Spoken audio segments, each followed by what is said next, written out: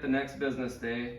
I've explained what a positive looks like, and just using this list going down. And as you see from this result sheet, we're looking for multiple organisms. So versus the culture that's seeing about 4% that are polymicrobial or multiple organisms, with PCR testing we're seeing over 20%. So what's happening there with the typical urine culture? Well, they're missing multiple organisms that may be causing the infection. If you don't know what's causing the infection, how can you accurately treat it? Just rolling the dice, crossing your fingers that broad spectrum's gonna figure it out for you. Exactly. Yeah. So we want to alleviate that problem for you, and with PCR we can. The other thing that's super neat about PCR testing is if they're currently on an antibiotic, what do you typically have to do? Wait 24 hours and then sometimes even longer to wean off that antibiotic and then get a urine sample. With PCR testing, you don't have to do that. There's no interference. Also with skin contamination, getting a clean catch in your setting sometimes is almost impossible, right? Yeah.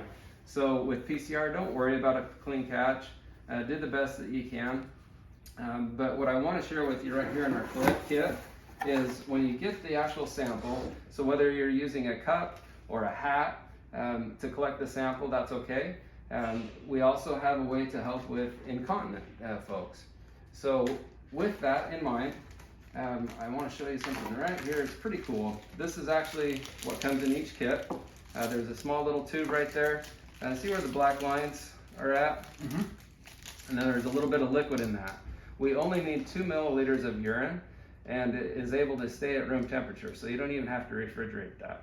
We found that studies have shown that over 50% of all urine that gets sent to the lab for the culture method is bad before it even gets to the lab because it's sitting out at the bad temperatures, right? With this PCR method, you won't have to worry about that. There's a small pipette in there, and so once you collect the urine, either a cup or a hat, you withdraw the urine out, place it into our tube, put the tube in the bag, and then you call FedEx. We have provided right here FedEx shipping labels. Okay. And a FedEx bag, and so I can walk you through that, but that's super simple. If you ever have any hiccups at all with calling FedEx, my number's right here. You call me directly, and I'll take care of it. If this is a hassle for you and you don't want to deal with FedEx, just call me directly, and I'll take care of it. It's not a big deal. But here's, and I know I'm approaching my time with you today, and we need to get you back to work because you've got a lot of things to do. But do you ever have residents that are incontinent that you have a hard time collecting urine from? Yes. Okay, this is going to solve a lot of your problems. And gone are the days that you have to just automatically send out the resident for a catheter. With the UroPad that we've developed, and this is a proprietary pad at this time, but with the UroPad, what you do is you just put this inside of the adult diaper, so inside of the brief, and when they urinate, the urine collects up in this pad, and you take this pipette, again, that's put right here in this kit, and you withdraw a little bit of urine, put it into the tube, place it in the bag, and send it off.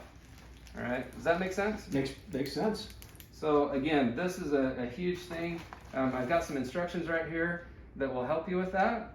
The biggest thing with this is if there's stool that comes in contact with this pad, throw the pad away, clean the area, give them a glass of water, put a new pad in, and try it again in 20 or 30 minutes. Okay. Again, the steps are all right here, but it's that simple. Once that takes place, you collect the urine, send it off to us, and boy, that's a lot easier than sending the resident into the hospital. Absolutely. Yeah. Any questions so far? So